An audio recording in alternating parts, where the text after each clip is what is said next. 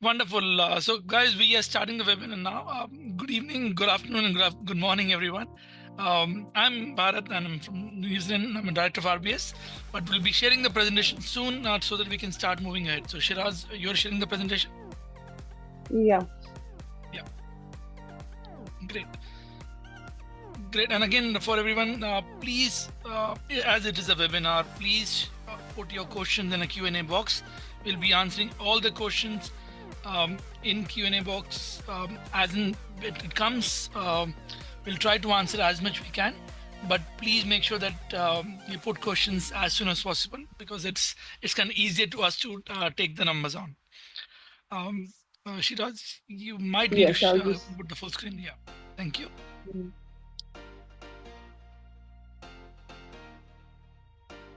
And can you cross the side links? It'll be easier. Yep. Just if you can go back and put a full screen mode on.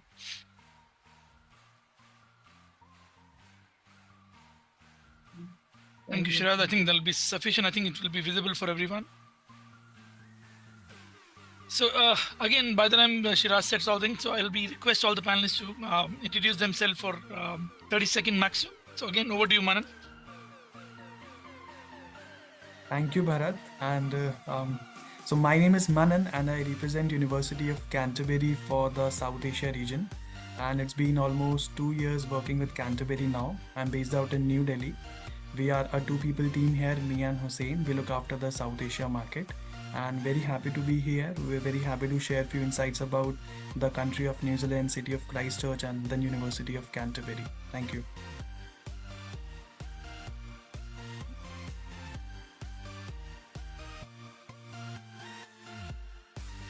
Over to you, Shiraz. Hi everyone, I am Shiraz Mystery, and I am the Channel Partnership and Visa Operations Lead here at RBS Intellect. I look after the visa processing team here for RBS. Thank you, Shiraz. Danish, over to you. Hey guys, my name is Danish. I'm a provisional licensed immigration advisor with RBS Intellect. I work with the immigration team, which is supervised by Sun Lim, who is the primary LIA at RBS Intellect. So I can just add, guys, we have around 6 LIS, out of which 4 are full LIS, and we have 2 provisional LIS with us. Apart from the RBS consists of a team of 100 plus people across 17 destinations. Vidya, over to you. I believe it will be helpful.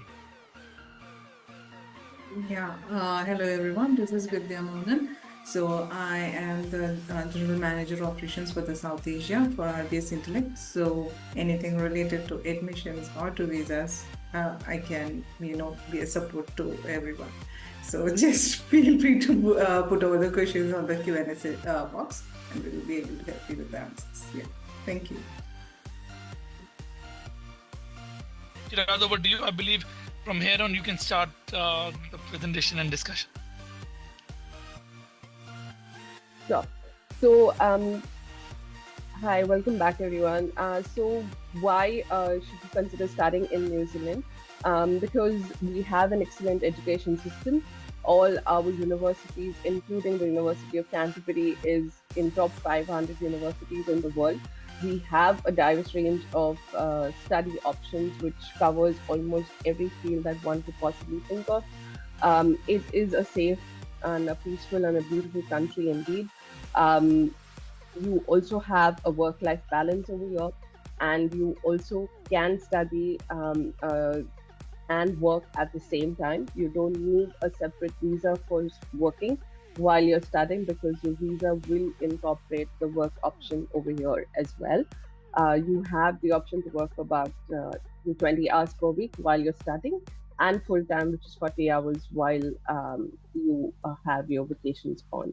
You do have a great quality of life, which is because of the work-life balance that New Zealand has to offer you. Moving ahead. Coming to the New Zealand education systems, we have all the levels come over here. We have right from certifications to the PhDs. So level 1 to 5 or 1 to 4 rather are only certification programs. Level 5 and 6 is certificates and diplomas. Level 7 are graduate certifications, postgraduate diplomas, and bachelor degrees. Level 8 will be postgraduate certifications, postgraduate diplomas, and bachelor's and honors degrees. Level 9 will be your master's degrees, and level 10 will be doctoral degrees, which is your PhD. Danish, over to you on this one. Yes, thanks, Shiraz. So studying in New Zealand do have benefits. Some of the key benefits is that you are able to get your residency in New Zealand. In the journey to that, you will also be able to gain work experience in New Zealand. INZ offers up to 3 years of post-study work visa, which we'll look at later on. In that journey to residency, you also be able to bring your spouse over, your child, and obviously, like Shiraz said, is that the high quality of life and multicultural environment makes a perfect environment for students to study in New Zealand.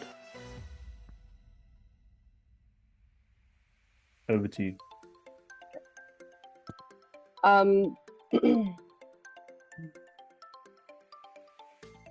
Okay. New Zealand is have the globally recognized qualifications with a focus on practical learning. As I said earlier, the institutions and the universities, including the University of Canterbury, are ranked among the top 3 globally. We really have a high standard of living with excellent healthcare and public services. When we say high standard of living, it again focuses on work-life balance. This gives us a broader perspective of all the levels of. Shiraz, are you okay if I cover this slide? It'll be easier. Yes. Yeah. So guys, again, for everyone, just this slide is primarily detailed upon the levels of education which Shiraz covered, that we have bachelor's, master's, postgraduate, and PhD, starting from the level 1 to level 3, which is the certificate and diploma level. Now, just to give a heads up to everyone, New Zealand, all the institutions, it is private, polytechnic or university, are accepted at the same level in terms of their entry requirement, in terms of the outcome of post-study work visa or towards their residence pathway. The idea is that most of the people who are looking for PhD options are offered by universities, which is, we have UC in one of it out of it today. Whereas you can give into the options of level 7, level 8, and level 9, which are most of the post-study work options. Now, what we recommend here, if you see which levels are offered by which institution. So most of the institutions, which universities offer from level 4 to level 10, in some cases level 3 also. Whereas when we go to a polytechnic, which is NZIC or the name is Chipokinga also, will be offered between level 1 to level 10. Though if we see the ranking, all the universities of New Zealand are ranked in top 500, and that's one of the area you will see that you will not get rankings for private colleges or a polytechnics here. And then we have a sector below this, private training providers, which offer the similar courses, but we are not talking about that today for sure. And then we're talking about secondary schools which have entry requirement.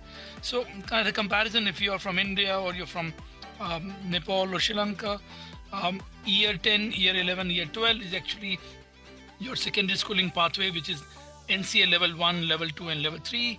And then it can towards the bachelor's. Now, students who have done year 11, there are opportunities to go to UC or other universities through the foundation options, depend upon which area they are standing from. So I leave it here and forward it to Shiraz for you. And again, Manan will be covering a lot on these things also. Sure. Is this now the presentation by Manan? Yes, Manan, you have to share your screen and we'll be stop sharing our screen here. Sure, definitely. Thank you, Bharat. Okay.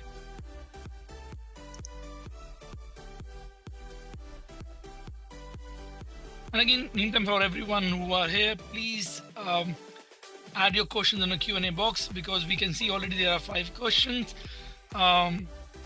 We will be offering questions in a chronological order, and if their questions are same, we will be not repeating, because we always see the time of the Q&A goes pretty long. Mana, are you okay with all the things? Yeah, here you go.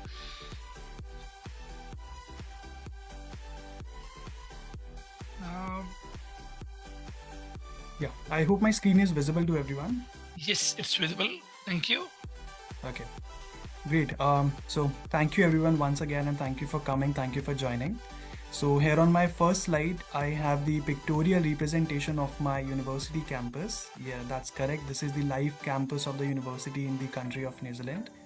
It's quite evident that the campus is quite huge in size. So we cater to 25,000 plus students coming from 100 plus nationalities. And the best part about our campus is that we are based out in the heart of the city, which makes it possible for every student to tap into all kind of opportunities in the entire city any point of time. But before jumping on to the university directly, I'll help you with few insights about the country of New Zealand first. I know my colleague Shiraz has already covered few of the aspects, but I'll try to cover it up in a very brief manner for you once again. So here on the world map, New Zealand is based out in the southeast corner of the world. Here on my cursor, you can see right next to the country of Australia, you can see the country of New Zealand. Now, New Zealand is a very small and a brief country comprising of two islands. There is North Island and South Island, and it's a country of population of only 5 million people, where people are referred as Kiwis there, named after their national bird, which is Kiwi again. It's a country where food preferences are mostly non-vegetarian, and in terms of time difference, New Zealand is ahead of India by 7.5 hours approximately. If you talk about weather conditions, the conditions are mostly moderate, ranging from 5 to 25 degrees Celsius all across the country and all across the year. Now, one common question which might occur to all these students would be that why one should plan for their studies in a country like New Zealand. Let me inform you, New Zealand is the most welcoming country in the entire world for international students. In fact, it is the second most peaceful place in the world as per the Global Peace Index. There are only 8 universities in New Zealand. All 8 of them are government-run public universities, and like my colleague mentioned, all of them rank in top 3% universities of the world, which makes it quite evident that the entire education system of the country is very, very strong. If in case you plan to migrate to other countries later on after completing your studies, let me inform you, all the qualifications pursued in New Zealand are reputed and recognized in every part of the world. So you will face no challenges in finding employment opportunities later in case you plan to travel. The country provides you with very generous post-study work visa and part-time work rights. So for part-time, you are allowed to work 20 hours a week, and during your vacations, you can work full-time 40 hours a week.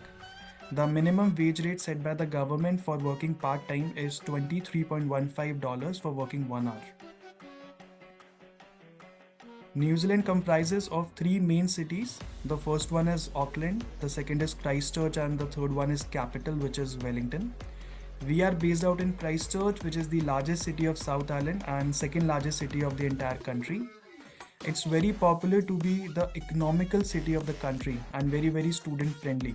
So if you compare it to other destinations, it is 17% cheaper than Auckland and 19% cheaper than Wellington for your living expenses.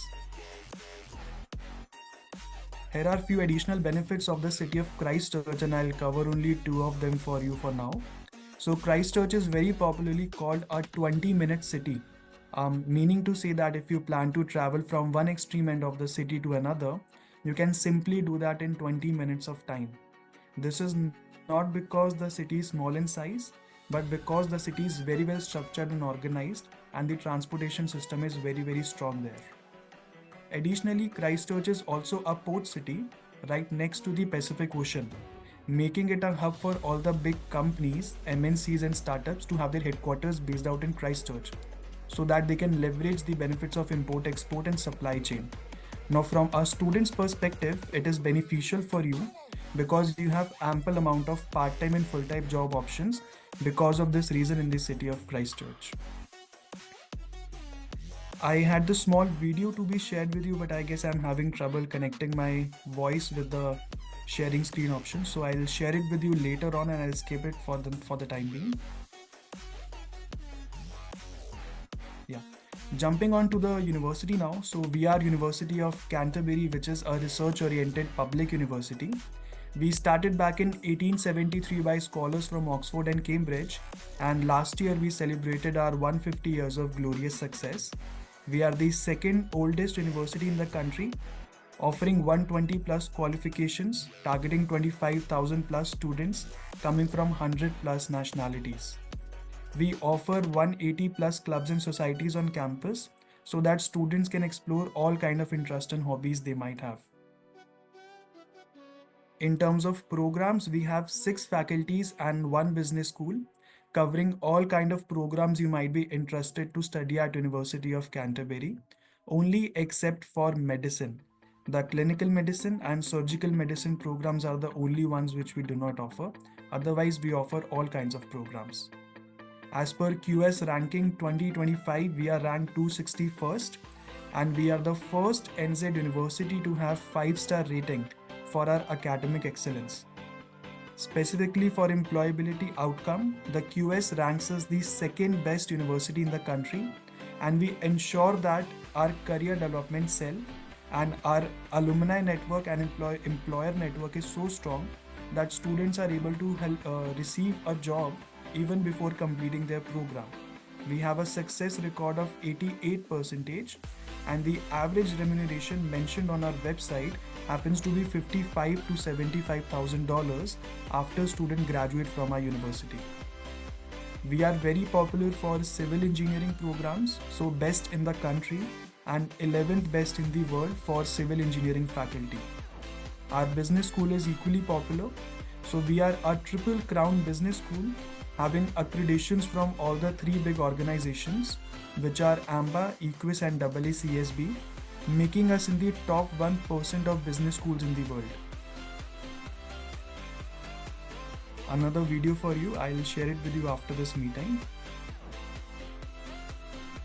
Now, for you to seek your admission at the University of Canterbury, it's very important to understand that what intakes are offered and what are the deadlines to apply. So let me inform you, we offer 3 intakes in 1 year. The first intake is February intake, which is the largest one, the first and the largest, where 100% of faculties and programs are offered. The deadline to apply for this intake is 30th November of the preceding year. The second intake we offer happens to be July entry, which is comparatively smaller intake, offering around 80 to 85% of faculties and programs compared to February. The deadline to apply for this intake is 30th April. And then lastly, we have a very small and a niche intake called November intake, where you'll see very handful of programs opening up. And the deadline to apply for this intake is 31st of August.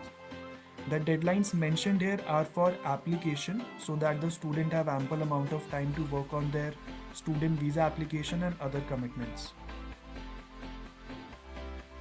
Now, the first step for you to seek your admission is your academic qualification. So coming to undergraduate students first, planning for their bachelor's at the university, here on my cursor, the box here, we require you to have different qualification and different entry criteria depending on your background. So let's say a student coming from GCE A levels, we would require you to have a C grade or above in at least 3 of your A level subjects. From International Board IB Diploma, we would require minimum of 24 points. From Cambridge International Board, we require the students to have 120 plus points on the NZ tariff. Now, students specifically targeting from Indian background who have the Indian Education Board, for CBSE and ISC board, we require you to have 75% in your 12th with minimum 60% in your 12th English. From few of the state boards like Maharashtra, Karnataka and West Bengal, we require the similar score of 75 overall with 60 in your 12th English. For all the rest of the state boards in India, we would require an 80% overall with minimum 65% in your 12th English. Please be mindful that the 12th English score which I am referring to can be used to avail a waiver for your English language proficiency exam. So you do not have to appear for any additional examinations like IELTS, TOEFL or PTE. You can avail a waiver for it. Now, for students coming from background like Nepal, Pakistan, Bangladesh, and Bhutan, you are required to complete 1 year of successful study from an undergraduate degree at a recognized university, and you should have completed all the subjects and passed them successfully. This is the requirement for you to join an undergraduate program at UC. For students from Sri Lanka background, we accept GCE advanced level, and you need to have a C or a higher grade in minimum 3 A-level subjects there. Jumping on to the postgraduate programs here, on my cursor the box appears. So the qualification which we require, the entry criteria, would be dependent on the section of the university you have pursued your bachelor's from. So we follow the NUSER list of universities, which categorizes every university in the world into one of these sections depending on their rankings and other criteria. So let's say, for example, you come from an undergraduate university which falls into section 1. We would require you to have 60% in your bachelor's program. If your university follows CGPA system, then we request you to have 6.5 CGPA in your bachelor's program. Similarly, if your university comes from elite, section 2 or section 3, the required score is mentioned in front of you. The first digit is for percentage and the second digit after the slash happens to be the CGPA system. Now, along with your academics, you are required to furnish one English language proficiency exam for your entry.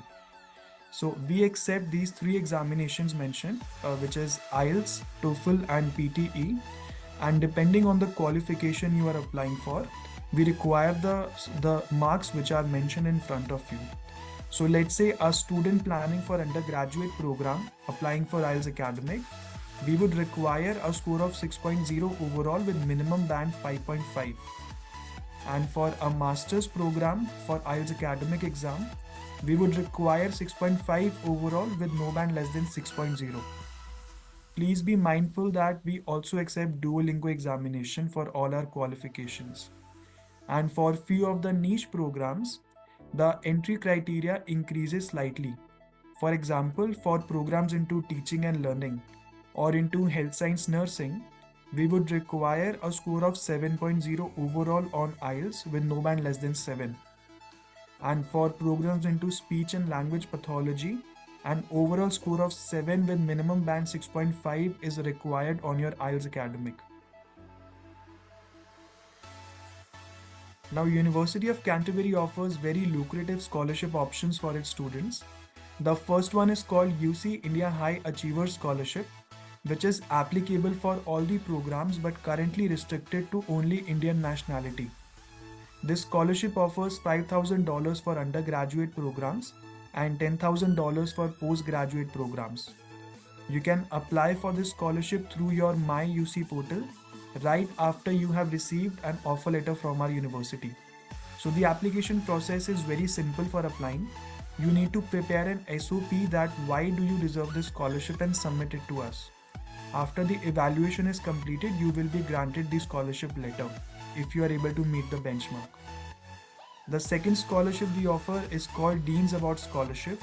This one is open for all the nationalities but currently restricted only for business school programs. This scholarship offers $12,000 for undergraduate programs and $6,000 for postgraduate programs. This one is automatic in nature, so once you send us your application for admission, you will be automatically evaluated for this scholarship, and if you are able to meet the benchmark, you will receive the scholarship letter right along with your offer letter for admission. The best part is you can avail both the scholarships if you are eligible. You can apply for both of them simultaneously. Lastly, I have this prospectus for all of you. This is the digital brochure for University of Canterbury. I request you to scan the QR code on your screen so that you can download the brochure, revisit what all we have discussed by far, and if you have to explore any further details about programs, the city of Christchurch and university, you will have all the information in your hands there and then. Thank you so much.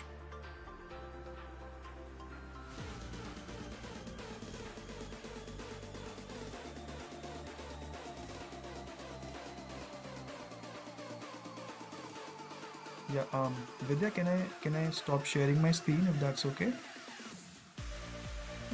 Yeah, is it done? So, Yes, that's correct. okay, okay.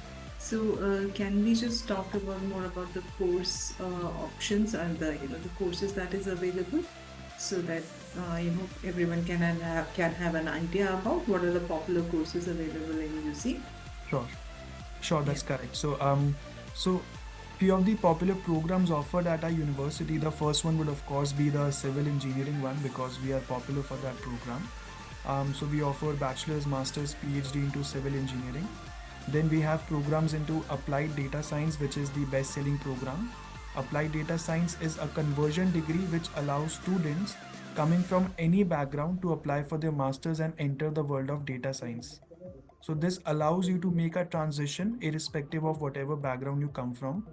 The best part is this degree is only for 1 year in duration, maximum stretchable to 1.5 years, and it enables you with all the required skill set to be employed in the world of data science, all the necessary software information which you require. And we have an applied project work in this program, which connects you with one of the companies in the country of New Zealand for learning practical exposure. Then we offer programs into teaching and learning, which are affiliated with the Teaching Council of New Zealand, which allows you to have the provisional registration in the country. So, as soon as you pursue your programs into teaching and learning, you can start working as a teacher in the country because you already have the registration. And it depends on what endorsement you select. So, there are three endorsements available in teaching and learning. The first one is primary, the second one is secondary, and the third one is early childhood, depending on the age group of students you are interested for teaching to. We also offer programs into health science, and when I say health science, I'm referring to programs which are non clinical and non surgical in nature. So, we have nursing endorsement, which is quite popular amongst students from South Asia. We also offer other endorsements like palliative care or health information management or hospital administration, which tries to cover you and find you in the domain of health science with all the prerequisite information required. For this program, you need to have a previous qualification into health science background. Only then you are able to apply for this master's program. We are popular for our engineering degrees in general. So you will find all kind of engineering programs offered at our university, including computer science, mechanical engineering, mechatronics, artificial engineering, artificial intelligence, sorry, machine learning, or any kind of engineering program you might be interested in. We have those programs with us because we are known to be an engineering university. The best part about our program is that we always have research orientation included in our programs, which means that if you're planning to pursue a coursework, we ensure that your program either includes a research criteria like a small dissertation or a thesis in your program, or otherwise you have some practical exposure attached to your program, like either of the two, so that along with your coursework which you are learning, you are being prepared for your future, maybe for a PhD program, maybe for entering into the professorship in future, or you want to join academia, or you want to pursue a field which is related to research and development. In that cases, this criteria of additional research thing added to your profile happens to be very very useful. Or in case you want to enter the corporate world, you want to enter and look forward to a full-time job, for those cases we have the other option available, where we kind of provide an opportunity for you to connect with companies, and companies come to your campus. They assign a small case study to group of students, the live case study of like real time numbers and real time products offered by the company, and then you are required to work on those numbers to create a case study and come up with meaningful conclusions. I mean, that would be dependent upon the program you select, but yes, meaningful conclusions is what they demand from you. And then eventually, once you supply that project to the company, they make it live in the market to test if that was successful or not. High chances that the same company came to your campus for this project thing, hires you for a full-time job offer after the completion of your program. This has been very common on our university campus. We have around 2000 plus connections with employers. So you have ample amount of opportunities and big companies coming to your campus very, very frequently.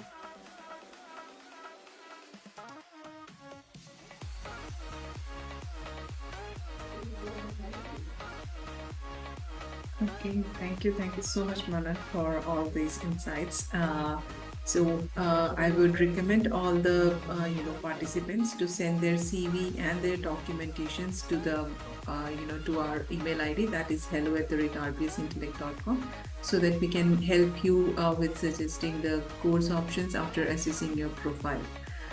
So it's the email ID is hello@rbsintellect.com. So please send all your CVs and documentations to that ID.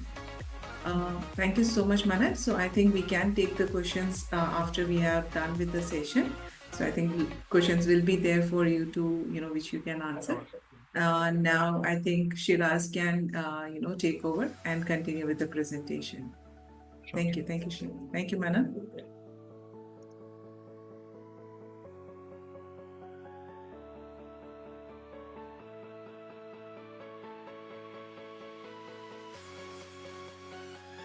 Thank you, Manan.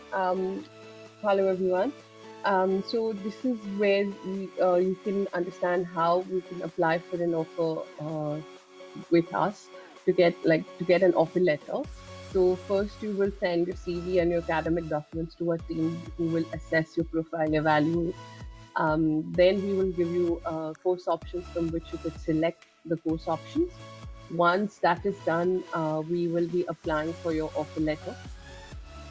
After you finalize, of course, the course that you are interested in.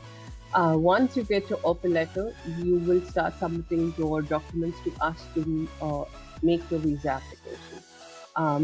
We will share the checklist of the visa application with you in a little while. And once your application has been lodged with Immigration New Zealand, you will await for an approval in principle, which is popularly known as ARP. Or if you've already paid your tuition fees and there is no other formality left on your application with Immigration New Zealand, then an e-visa will be issued to you. In the approval in principle, you will need to pay your tuition fees and probably even get an extension or a deferred intake if the course date has passed by. So this is the process that we follow in, accepting your documents, getting the offer letter, and then lodging your application to getting a decision from Immigration New Zealand. Moving on to the next slide.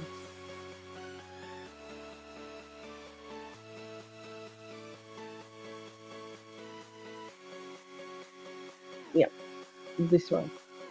Vidya, would you like to cover this slide?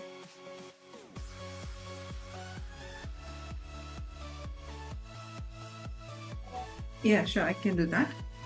So this is a post-study work visa. That is the duration of the work visa each student would be getting once they have completed the course. So if a student who is going for a level 7 bachelor's degree, the post-study work right is directly associated with the number of years that they are studying at the bachelor level. So if a student is getting a direct entry into the bachelor's level, they will be getting, so the study will be of 3 years. So in that case, the students will be eligible to, they will be getting a 3 years of post-study work right. So as we have mentioned over here, so this is the second point, bachelor's degree level 7. So we have mentioned 30 weeks, that is 1 year of duration. So the student will be getting 1 year of post-study work right. So there is no degree which is of 1 year. Basically, it is referring to the pathway programs where the student will be the students will be doing the bachelor's. They will be doing the diploma first, and then they will be getting entry into the final year of the bachelor's degree. So in that case, they will be studying only 1 year at the bachelor's level. So the students will be getting only 1 year of post-study work, right? Same way, if the student is going for in the second scenario where the student is going for a level 5 diploma and then going ahead with their bachelor's into the second and third year, the students will be studying at the bachelor's level for 2 years. In that scenario, students will be getting 2 years of post-study work right. Now, any degree, any level 7 program or below which is listed in the green list, they will be getting the post-study work right equivalent to the time duration of their course. For any course which is above level 7, that is postgraduate diploma, if the student is going for a postgraduate diploma, which is a 1-year duration course, the students will be eligible for 1 year of post-study work right. Students who are going for a master's level degree, which even the duration of the master's degree can vary from 1 year to 2 years. So the duration doesn't matter, but if the student is going for a level 9 master's degree, they will be getting 3 years of post-study work right. And same with the PhD level 10. So if a student is going for level 10 PhD course, they will be getting straight 3 years of post-study work right. So any questions related to this, we will encourage you to put the questions in the Q&A box. Please. Yeah, sure. So you can continue. Thank you, Vidya.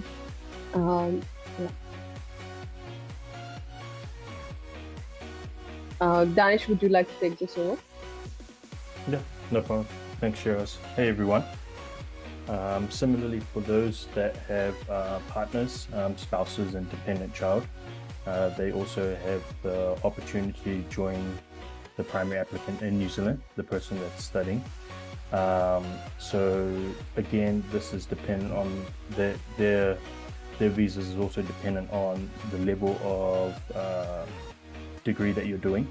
So for example, if you have a spouse, a wife or husband, in order for them to be eligible for a work visa, the student must be doing a level 9 program or above, or must be doing the qualification specified in the green list, which is considered an in-demand list, to be granted a work visa. If you have a spouse that is not doing a level 9 and is doing everything below the level 9 or studying below level 9, then they'll be granted a work visa. And then similarly for a child, he will be also granted a domestic study visa. That's obviously between the ages of 5 and 19 if the partner is holding a student open work visa, and obviously a biological child. And for those that are below 5 years old, will be granted a visitor visa to join the family in New Zealand.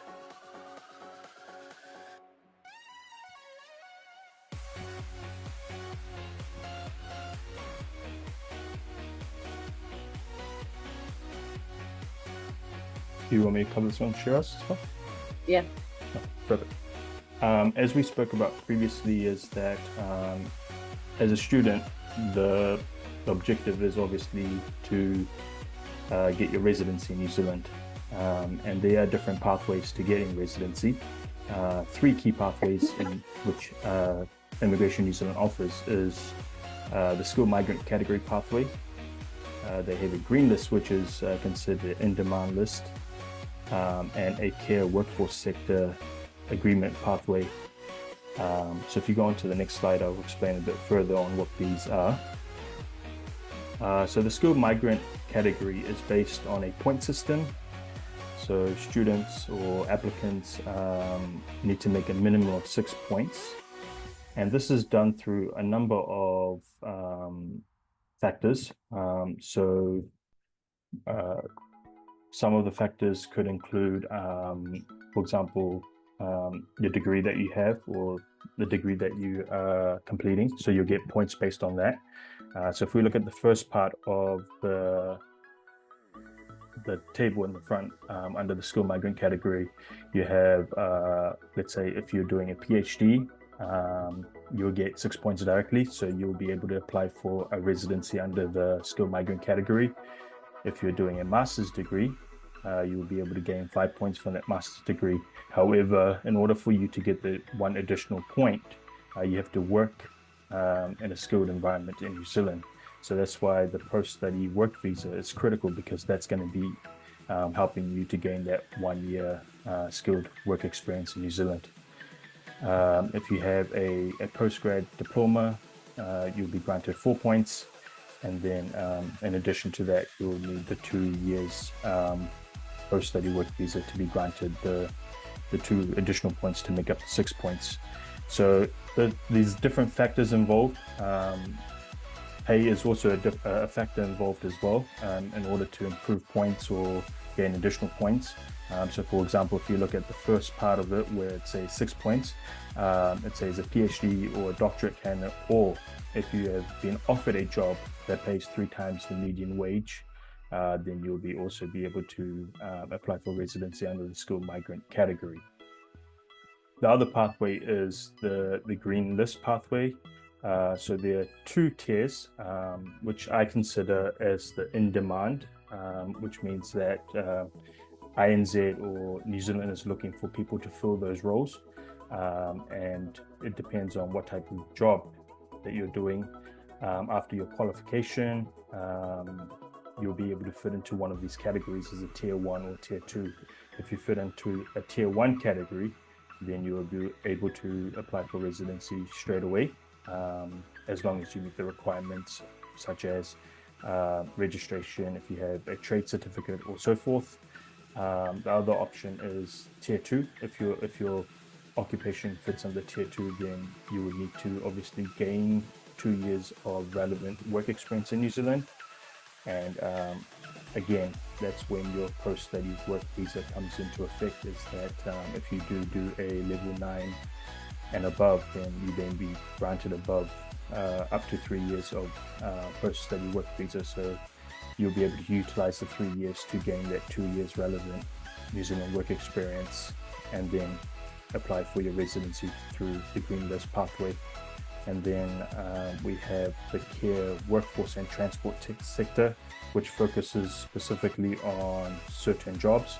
And you'll be able to find the list, and I think we'll be able to share it as well with you on after this presentation, where you can go and check what occupations fit into each category. And then for that particular category, one of the occupations can be becoming a nurse, or a healthcare worker, for example. So if you fit into that, all you need is 2 years of relevant work experience after you get your qualification and registration, and then you'll be able to apply for residency through that pathway.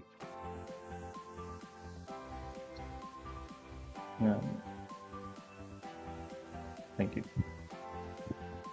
Thank you, Danish.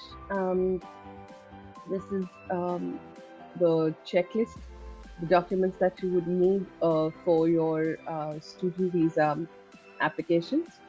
So you have your financial undertaking, which is Form 1014.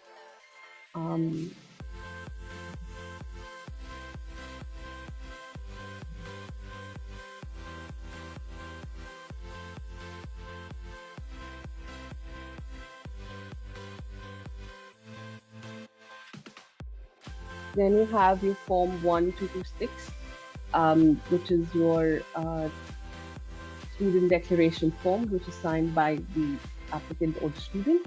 And then you have your Form 1025, which is from the New Zealand sponsor, who is a resident in New Zealand or a citizen in New Zealand. Then passport copy of all your pages, including your old passports, if you have any. E-medicals from the authorized medical personnel only, which should not be more than 3 months at the time of lodgement. Police clearance certificate from regional passport office or superintendent of office. If you do not have access to regional passport office in your region or in your locality where you are staying, you can go to the superintendent of police's office to get the police clearance certificate. The police clearance certificate should not be more than 6 months at the time of lodgement. Your ID proof of the student, PAN or Aadhaar card, the academic documents of the student from class 10 onwards, work experience documents. If you are employed, then we need your employment letters, your salary account statement, ID card, attendance record, photographs, your income tax returns, and Form 16, or etc. Um, if you have any gap in your academic profile or in your work experience profile, you would need to explain that. There has to be some kind of proof for that. If you have studied anything or a certification, if you have in the gap, then you can give those documentations. Or if you have just taken a sabbatical or there was a reason why there was a gap, you need to explain that. Either your IELTS or PTE certificate to show your English language ability, your updated CV, which will have all the details in it, including your job responsibilities if you're working, passport size photographs in only JPEG format, statement of purpose, offer of place from the college and or the university, and the fee receipt in case if you have already considered paying your fee, and the COVID vaccination certificate.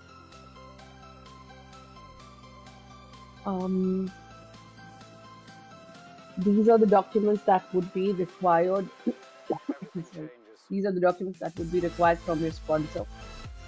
So the ID proofs of your sponsor. In case if it's your parents, then the ID proof of your parents, their Aadhaar card, PAN card, etc. Income tax documents such as income tax returns for the last 3 years. Salaried sponsors can give Form 16, their salary account statement, employment letters. If the sponsor is into business, then the computation sheet, current account, business registration, GST registration, etc. Savings account statement of the sponsor of the last 6 months. Fixed deposit receipt if they have any, then yes. If there is an education loan, then we would need the supporting documents showing the collateral that you have put against the education loan.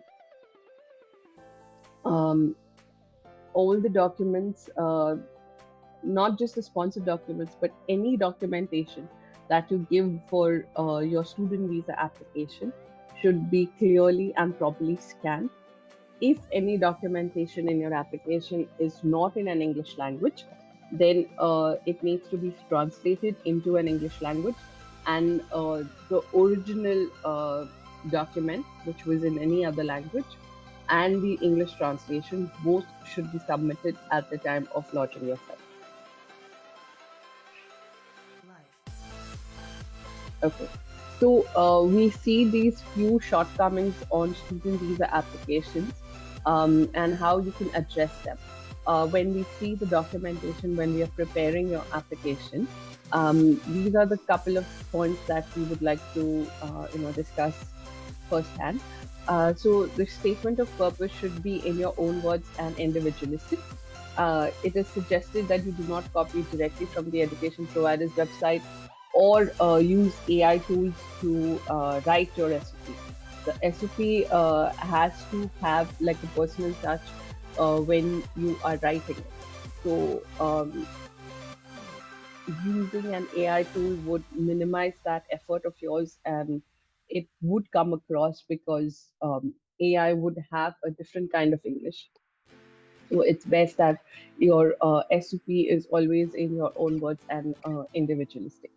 The SOP should include, most importantly, the plans after completion of the program. So you should not say that you would come back to your home country always. That is, of course, it is given at some point that you would be coming back to your home country.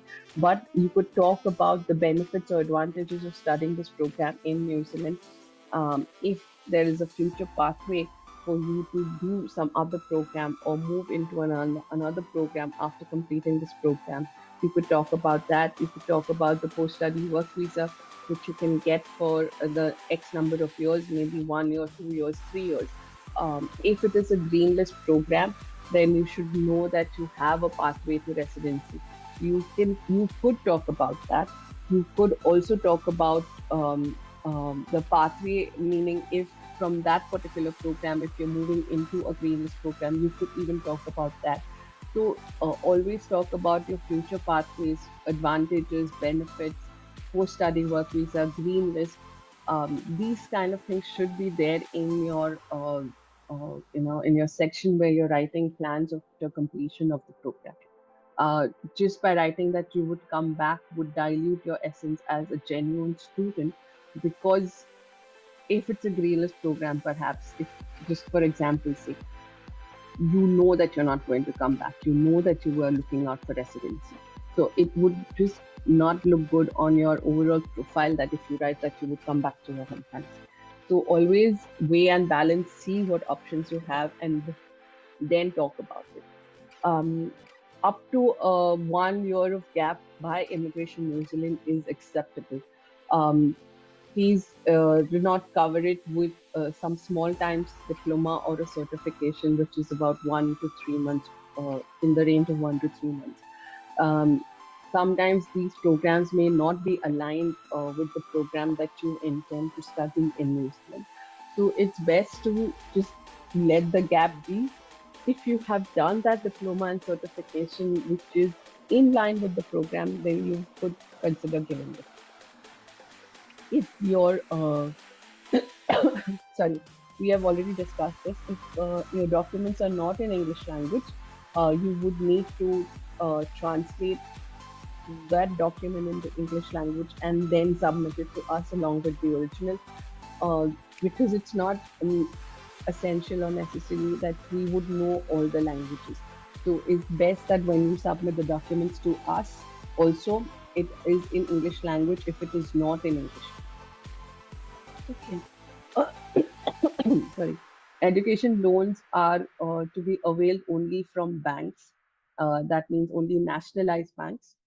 Gold loans, loans from fixed deposit, loans against fixed deposit, term deposit or overdraft or non-collateral loans are not acceptable by Immigration New Zealand. Loans from cooperative credit societies or cooperative banks are also not acceptable. So it's best that your education loans are availed from nationalized banks only. Collateral documents where an education loan is involved should be clear in aspects in the terms of the documentation. Sources of the funds are necessary even if the funds are more than 1 year old. So collateral documents should definitely be clear in every aspect of the terms and conditions, and how maybe the how the ownership is with you, how if there was a sale transaction involved before this property was with you, then the sale documentation, everything should be in order in terms, and it has to be clear. uh, Sources of funds, yes, if you have seen the checklist, or if you know that the fund should not be more than 3 months old or 6 months old, but we would be asking for sources of funds which are even more than 6 months old or even more than a year old, because we have seen Immigration New Zealand asking for it at time to time. So we would say that any funds which are submitted on your file, how whatever the duration of the funds are, the sources of those funds are or would be essential. Declaration of previous declines and of family details are necessary. You cannot hide that part, or you cannot say, no, I don't want to declare it. You need to declare that, because it is necessary from the point of view that you would be signing the application form. The submission of the application form also details that all the information that you have given to them to INZ is true and correct. And if it is found to be incorrect, then there would be consequences for it. So it's best that you declare your family details, you declare your previous declines. Previous declines do not mean much to INZ. Please don't be disheartened that you had a previous decline, maybe in New Zealand, maybe in any other country. That's absolutely okay. We have ways and means to back you up. We have, we could back that up. It is not much of a consequence for your application. Um, Also, it is important that the bank statements that you submit on the application form are not more than 2 or 3 weeks are less than 2 to 3 weeks old at the time of lottery. Bank statements should ideally be as on date or maybe 1 or 2 days here and there when you are submitting the application to Immigration New Zealand, not when you're submitting it to us, because we would take time to understand the documents, to assess them, evaluate them. By the time some days or some weeks may have passed, so we may be coming back to you asking for updated bank statements, and therefore the bank statement should be um, very close to your lodgement date. Okay. Shortage of funds are also noted in the following years. Um, cannot uh, say that the entire income or additional savings, sorry, you cannot say that the entire income of your sponsor or will be covered in the following year. So for the first year, you may have funds. For the next year, you need a payment plan. So when you say that the full a full entire income of the sponsor will be sufficient to cover your following year, then that would not be correct, because the sponsor will also need some money for them to stay comfortably while you are studying in New Zealand, in their home country as well. So additional savings will be required in such cases. Um, Sometimes we have seen that old forms are submitted for 1226, 1025, etc. So it's best that we download the forms from the Immigration New Zealand's website, because those will always be the latest forms available and required by Immigration New Zealand.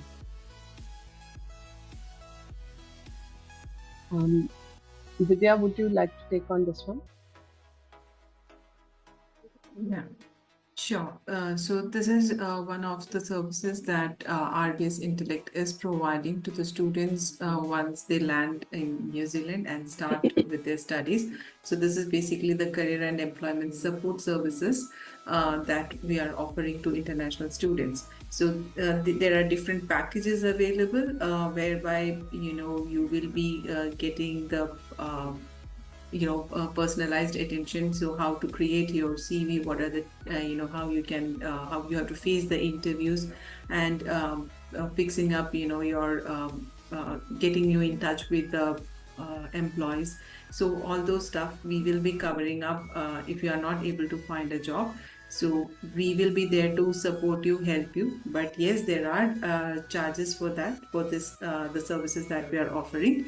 So once you land there, you can get in touch with us, and maybe you can start. You can opt for one of the packages that is there, and we will be there to help you in getting a job opportunity.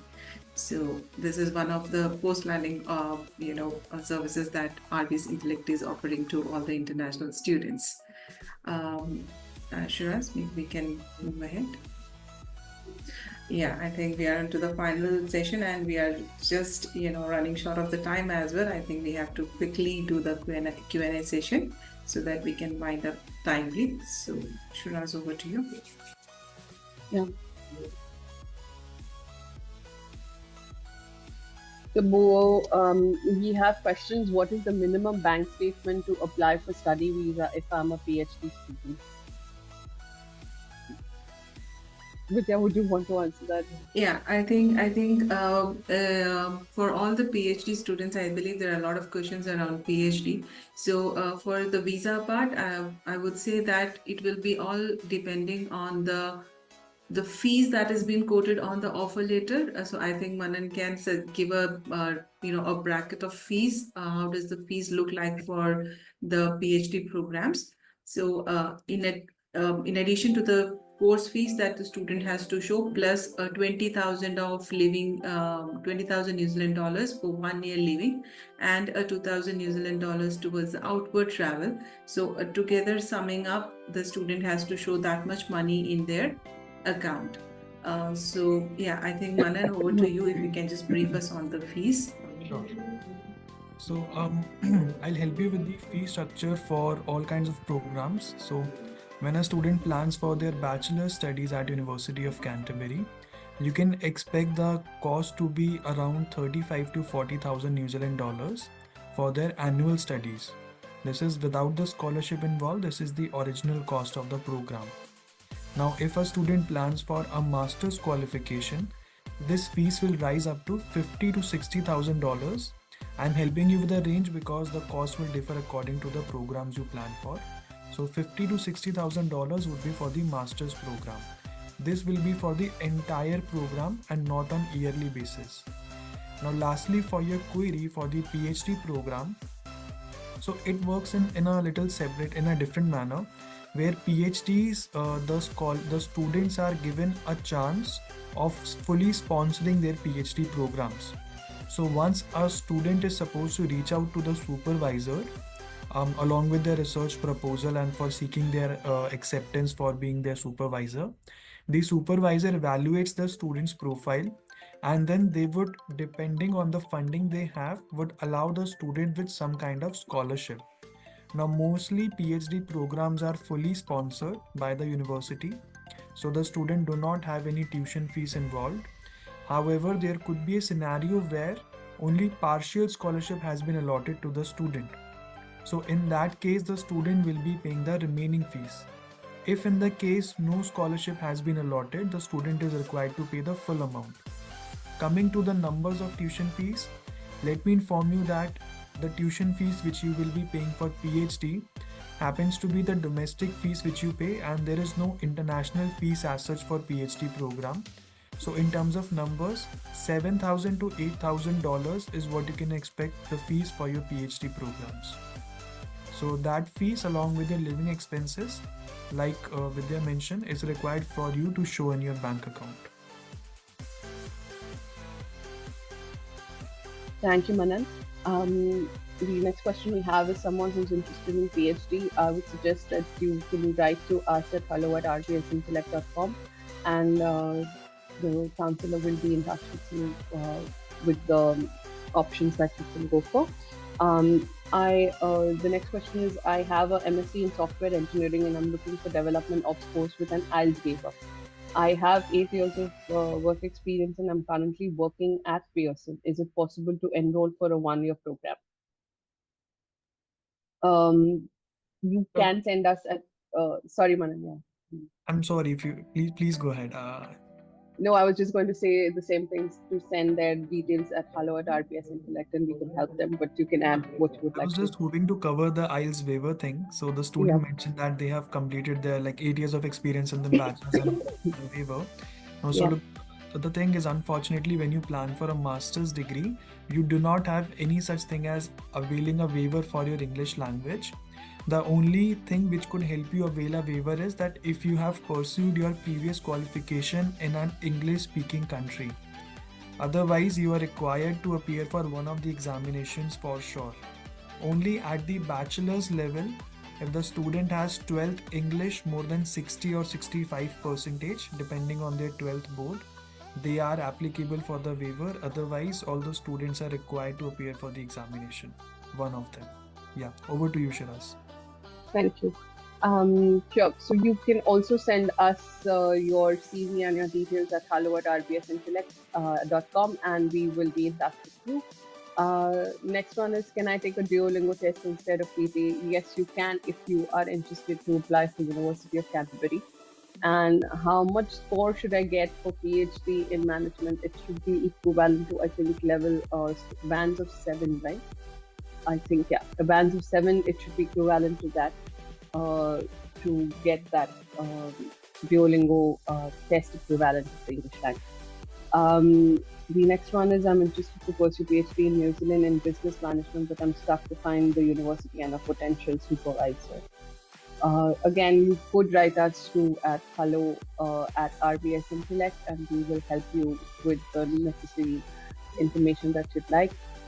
Should I cover the bank? Sorry, Shiraz, I would just like to interrupt over here. For all the PhD aspirants, the admission process is a bit different from the master's degree and the bachelor's degree. So all the PhD students who are looking forward to do a PhD from Canterbury, they have to first approach the university supervisors available there, and if with their research proposal, and if they are accepted by the supervisors, then we RBS Intellect can come into the picture and help you with the further process. Right, Manan? If just correct me if I'm wrong. So yeah, so That's absolutely correct, Vidya. Thank you so much for portraying in a very lucrative manner. So, yeah. for all these students here, the process for you to start with your PhD is that visit our university website where you have the PhD section, PhD column, where you have a link for career profiles for the professor profiles who are already working on PhD programs in our university. And it's a huge database of approximately 1,000 professors where you can find the professor using a keyword like whichever program you're interested in, maybe management in this example. And then you will have the list of all the professors who are looking forward to a PhD program, like a trainee under them who's seeking for a PhD program, and they're okay to have that trainee work under them. You will find all the details about that professor on the website, where what kind of past projects they have worked upon, what kind of research activities they are currently working upon, and what future activities they are planning for themselves. Upon reading their background and their other important details about the professor, you can reach out to the professor from the email ID mentioned under their profile with your research proposal, upon which the professor will come back to you with the acceptance letter. Once you have the acceptance letter in your hand, then I guess RBS Intellect can take your application forward and help you with the next steps of the process. Thank you, Manan, for that. Someone has asked for the PhD in management. What is the cost for an international student? I guess Manan has already covered that previously. The next one is I've already completed my master's from USA, and will there be any problem in getting the visa assigned and study masters again in New Zealand? There should essentially be no problem. However, I would suggest that you could send your profile, your CV, your profile details and your CV at hello@RBS Intellect, and we will be able to help you. I have a bachelor's in political science and 2 diplomas, one in database design and develop in Oracle. Another one, higher diploma in computer science and engineering. I have more than 7 years of experience as software programmer. I work currently in South Korea as production shipping executive. Am I eligible for masters at an IT related master's program? Again, I would suggest that you probably could be, but however, we need to evaluate your whole profile and your CV. So kindly write to us at hello@rbsintellect.com and we will be able to help you. I got a good grade in bachelor's degree in business at the University in Jordan. MBA in management with an excellent grade of 84 out of 100 at Muta University by comprehensive exam, and not thesis. Masters in international business management by fully research at University Malaysia. 2 papers is my chance high to attend the PhD. I believe Manan and Vidya have covered that. You need to go and get a professor first who could supervise you, and then we can take it from there. Is there any business course which is part of Green List? Unfortunately, no. There is no business course which is on the Green List.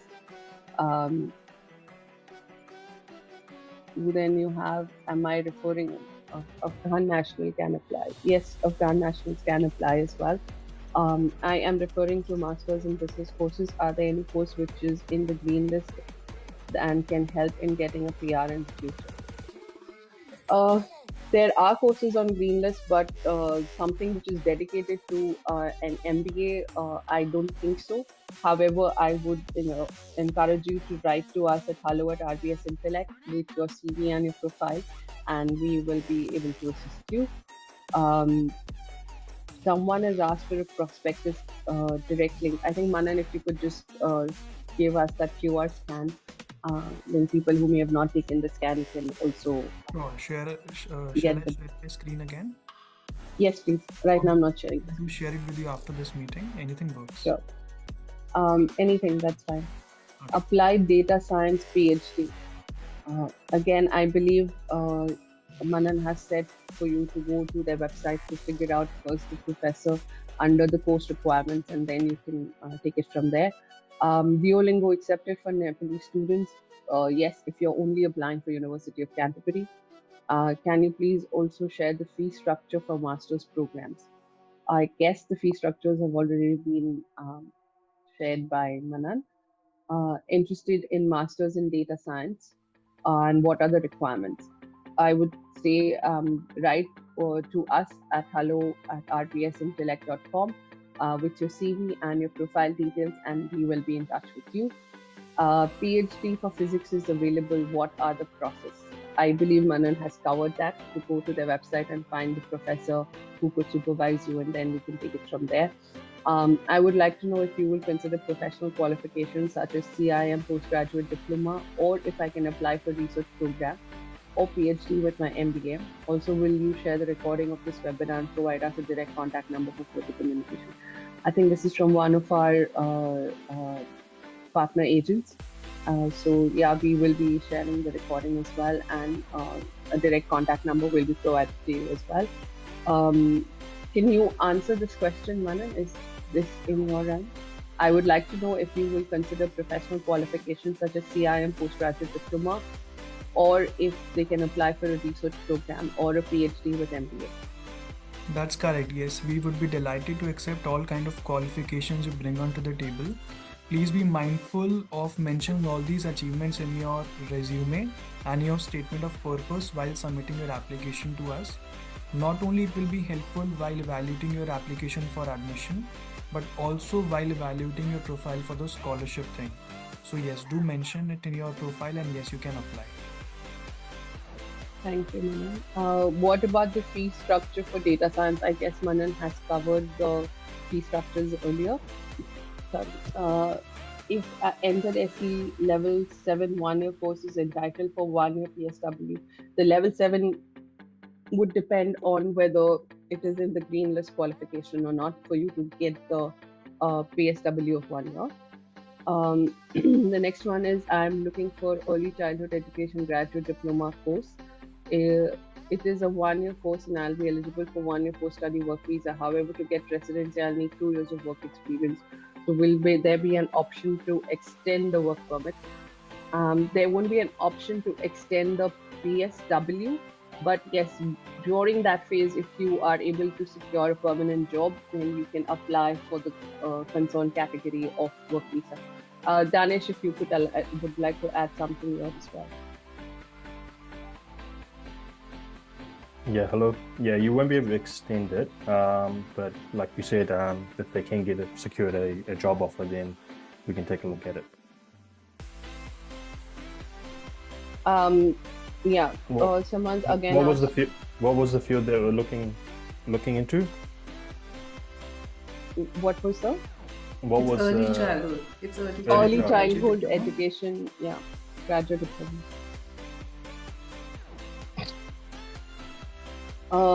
You would be getting the recording of these slides as well. I have completed graduate diploma program in Canada in 2016. Will I be eligible for an IELTS waiver? Again, this is something that you will have to send in your CV to us with your profile details at hello@rpsintellect.com, and then we can evaluate your profile and then inform you if IELTS waiver is possible or not. I'm planning on a master's. So here I think Manan's recommendation will be required if like the student has completed his course in Canada in 2016. So will they be eligible, because it's 6 years or 5 years? It's more than 9 years, I would say. So can they be considered for the English waiver, because they have done their 1-year course in Canada? That's right, Vidya. So if a student has pursued their qualification outside India, like in any of the English-speaking country, irrespective of the duration, how long was it back, still they are eligible for an IELTS waiver at University of Canterbury. Okay. Thank you. Thank you, Vidya. Thank you, Manan. The next question we have is, I'm planning on master's in business school or a business analyst program. I did my bachelor's in Australia, lived in Australia for 7 years. After that, I got my postgraduate from University of Wales. In this case, can I get an exemption for English waiver? I believe, yeah, depending on the answer that I just got before, yes, English waiver would be possible in this case. Um, University of Canterbury has offered me a master's in business instead of MBA. Is it worth? Manan, would you like to weigh in?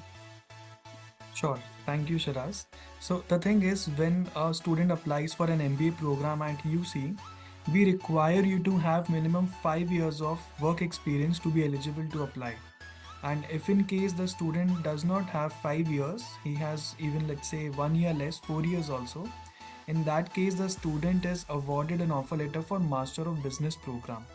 Now, if I have to compare these two degrees, you'll see that the curriculum for most of, like, for both of these programs is mostly similar, and even the faculty members who are teaching both these programs are identical. It's just that the first set of cohort of students for MBA are the experienced professionals, and the second one is for the people who are like new to the industry and they have experience, like if they might have no experience, or if yes, then maximum 4 years of experience.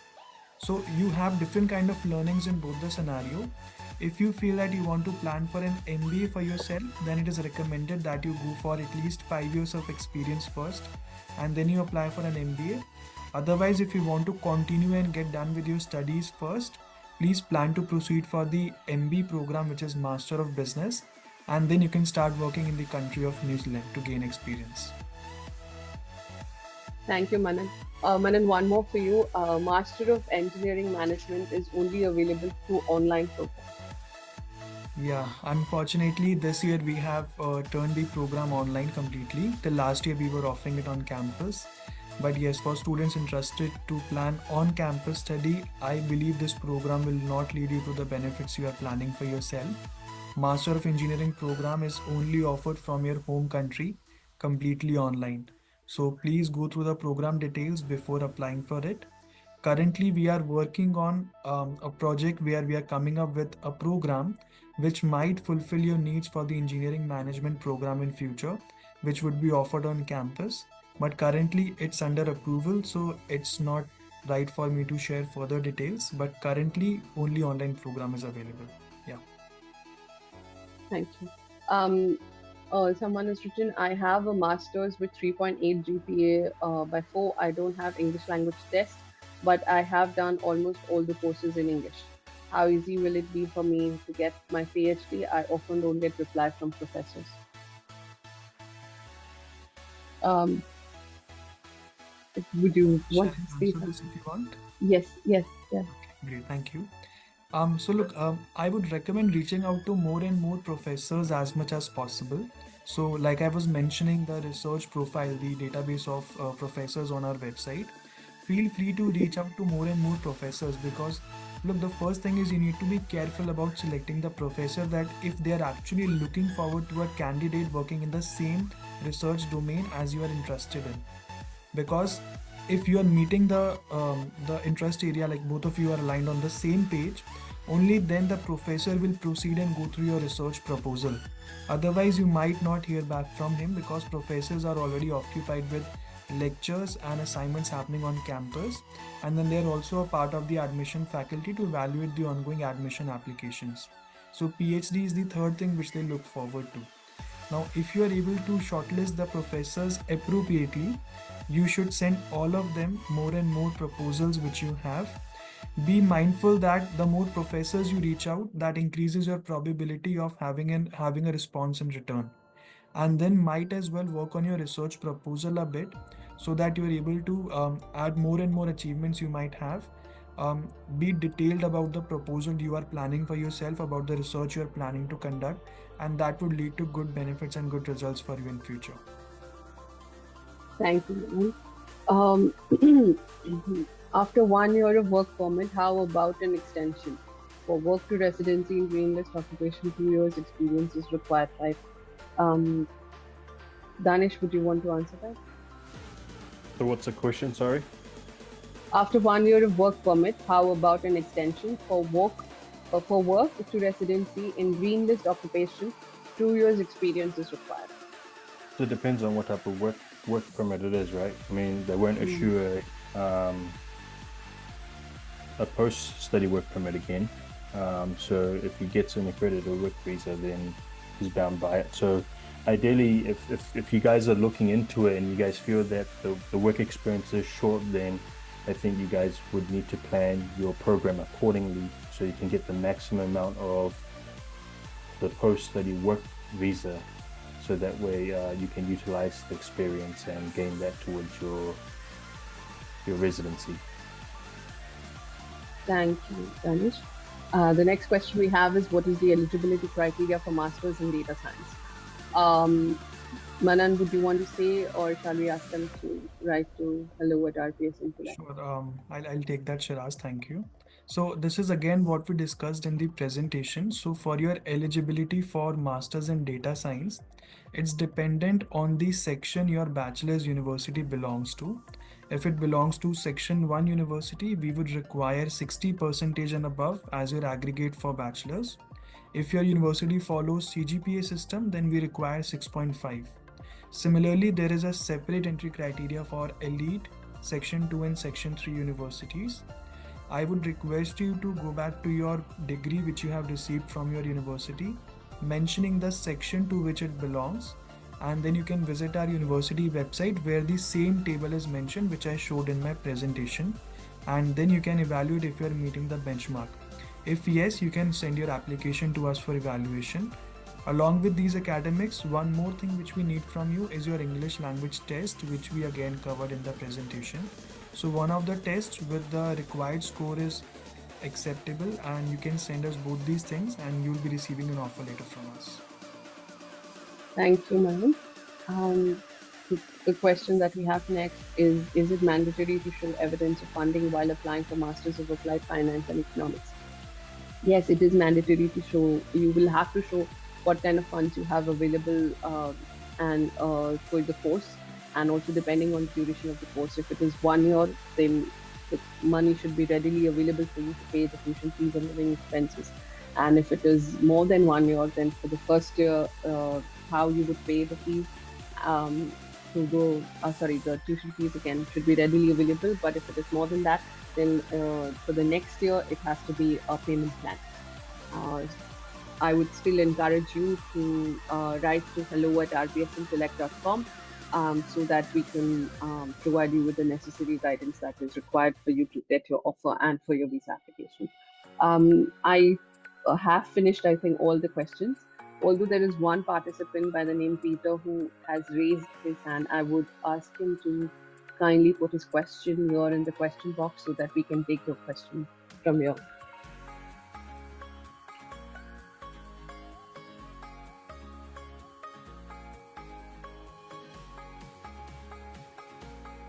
I think, Shiraz, we can wind up the session because we have already exceeded, the time limit that's been permitted to us.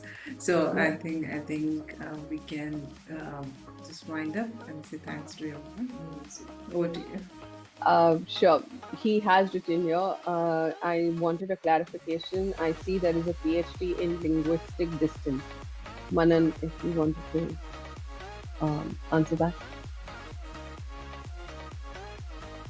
I'm sorry, I'm just reading his question. So he says, just a clarification, I see that there is this PhD in linguistics, distance. I think he means to say distance because he's written the next question as, does it mean online? Yes, that is correct. If it says distance, if it says online study, then the program will be offered completely online. And if distance is not mentioned, then yes, the program will be offered on campus. That's correct.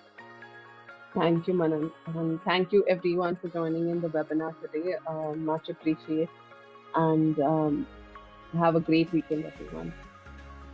Thank you, Shiraz. Thank you, Vidyan. Thank you, Danish. Please give my regards to Bharat also. Thank you for having Sure. me.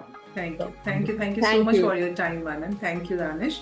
And thank you, Shiraz, for the time. Thank you, everyone, for participating in this webinar. Thank you so much.